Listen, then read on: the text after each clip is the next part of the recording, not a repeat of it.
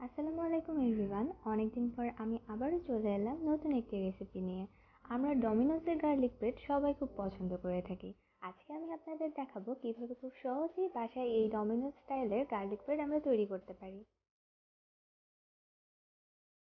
প্রথমে আমরা এখানে নিয়ে নিয়েছি 2 টেবিল চামচ পরিমাণ রসুন কুচি, 1 টেবিল চামচ পরিমাণ ধনিয়া পাতা কুচি এবং কালো ও সাদা গোলমরিচ মিশিয়ে গুঁড়ো করে নেওয়া 1/2 টেবিল চামচ এবং সামান্য শুকনো মরিচের গুঁড়া।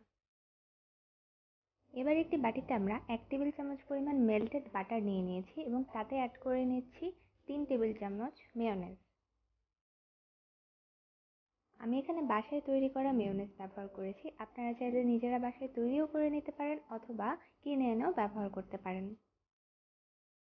মেয়োনেজ দেওয়া হয়ে গেলে এবার আমরা মেয়োনেজ এবং এই বাটারকে খুব ভালোভাবে মিশিয়ে নেব।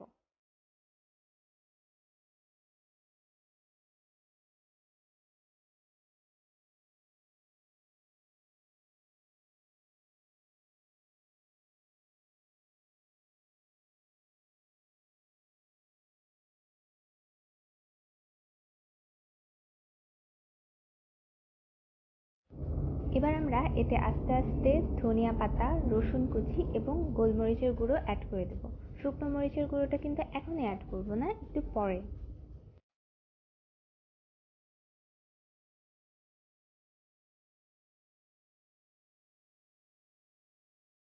সবকিছু দেয়া হয়ে গেলে আমরা খুব আস্তে আস্তে সুন্দরভাবে মিশিয়ে নিব।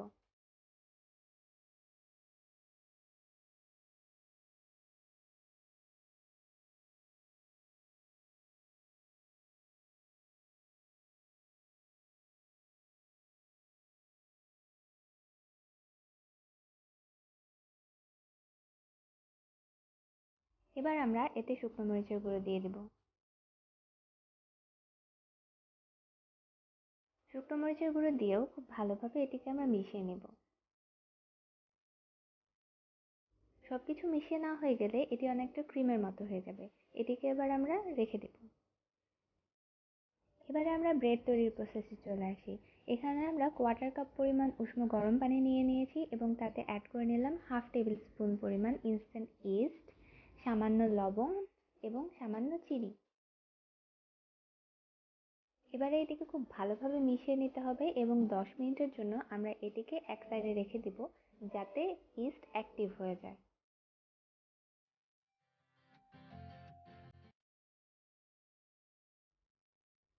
এবার একটি বাটিতে নিয়ে নিচ্ছি 1 কাপ পরিমাণ ময়দা, তাতে দিয়ে দিব 1 টেবিল চামচ পরিমাণ গুঁড়ো দুধ, 1/2 টেবিল চামচ পরিমাণ চিনি এবং 1/4 চামচ পরিমাণ লবণ।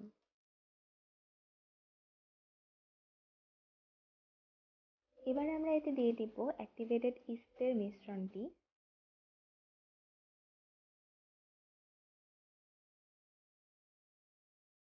এবং তারপরে দিয়ে দিচ্ছি 1 টেবিল চামচ পরিমাণ আদা রসুনের পেস্ট। এখানে বলে রাখি, আদা রসুনের পেস্টের বদলে আমরা কিন্তু গার্লিক পাউডার অ্যান্ড জিঞ্জার পাউডারও এখানে ব্যবহার করতে পারি।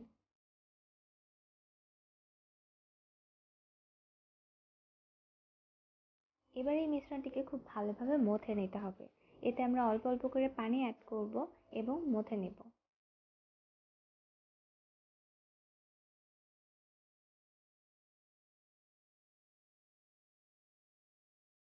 এভাবে করে আমাদের প্রায় 10 থেকে 15 মিনিট মথে নিতে হবে। এর থেকে কম হলে কিন্তু হবে না, তাহলে ব্রেডটি খুব শক্ত হবে।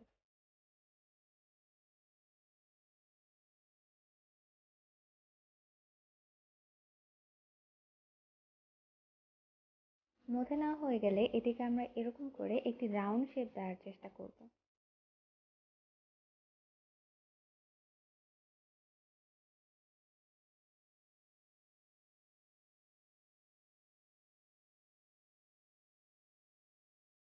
এবার এটিকে আমরা বাটিতে রেখে হাতে তেল নিয়ে এর গায়ে খুব ভালোভাবে তেল মাখিয়ে নেব।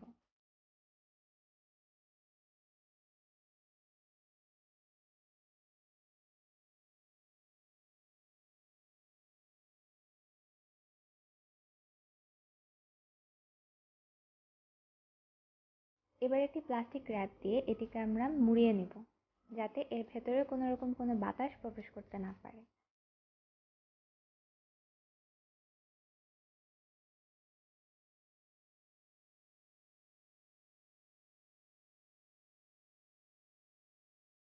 মুড়িয়ে নেওয়া হয়ে গেলে এটিকে আমরা 3 থেকে 4 ঘন্টার জন্য রেস্টে রেখে দেবো।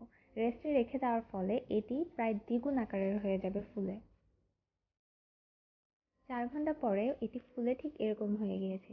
এবার এটিকে আমরা খুলে নিব এবং চাপ দিয়ে দেখতে পাচ্ছি যে কতটা ফুলেছে।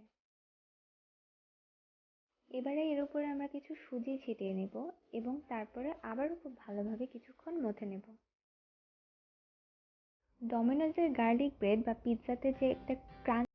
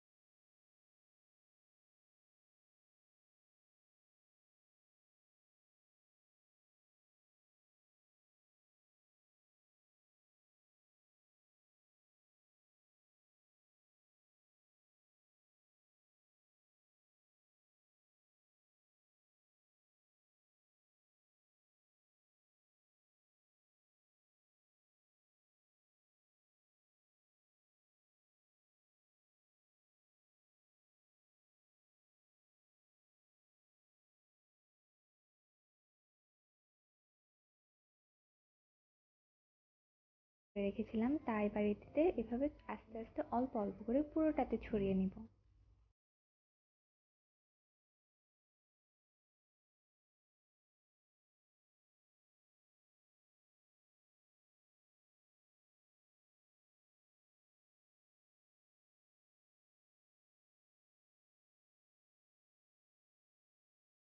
এবারে আমরা এতে দিয়ে দিব মোজারেলা চিজ।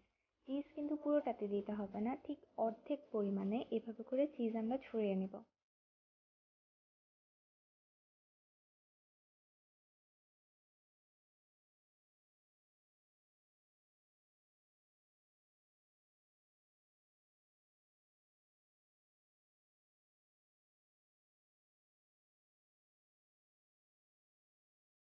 এবারে আমরা এটিকে ঠিক এভাবে ফোল্ড করে নিব। ফোল্ড করে বাইরের মুখ আমরা চেপে চেপে খুব ভালোভাবে বন্ধ করে দেব, যাতে বেক করার সময় ভেতরের ফিলিংগুলো বেরিয়ে না আসে।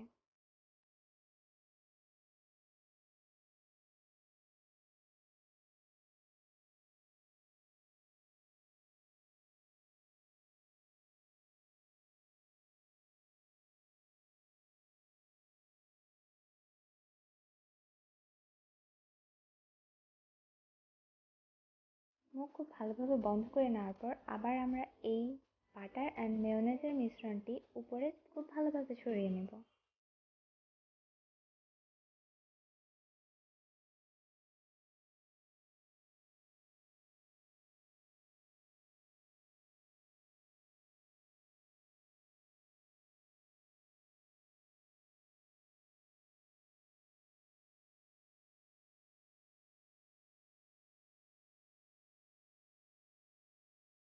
এবারে আমরা আবারও কিছু মোজারেলা চিজ উপরে ছড়িয়ে নেব।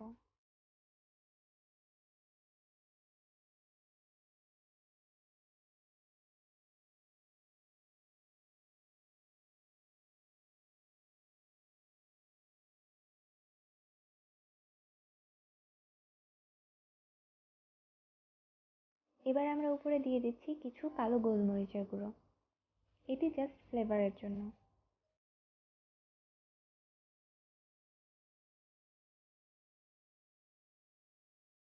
এবার আবারও কিছু শুকনো মরিচের গুঁড়ো আমরা এর উপরে ছিটিয়ে নিচ্ছি।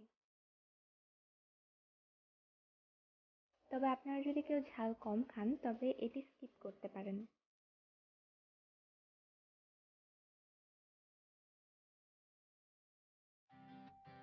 সবশেষে আমরা কেন নিয়ে নিচ্ছি এবং এর উপরে ছিটিয়ে দিচ্ছি।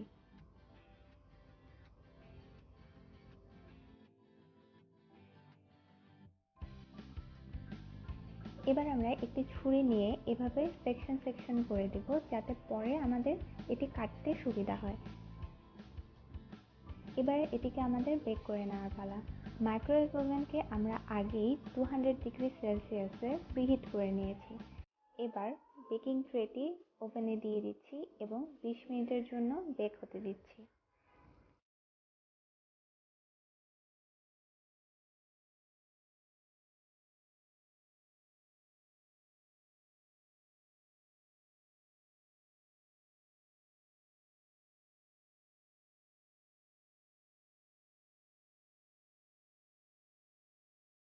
বিশ মিনিট পর আমরা ব্রেডটিকে ওভেন থেকে বের করে নিয়েছি। আপনারা দেখতেই পাচ্ছেন ব্রেডটি কি পরিমাণ চিজি অ্যান্ড ক্রাঞ্চি দেখাচ্ছে। আশা করি আপনাদের আমার আজকের এই রেসিপিটি ভালো লেগেছে। আর যদি ভালো লেগে থাকে তাহলে অবশ্যই আমার চ্যানেলটি সাবস্ক্রাইব করতে ভুলবেন না।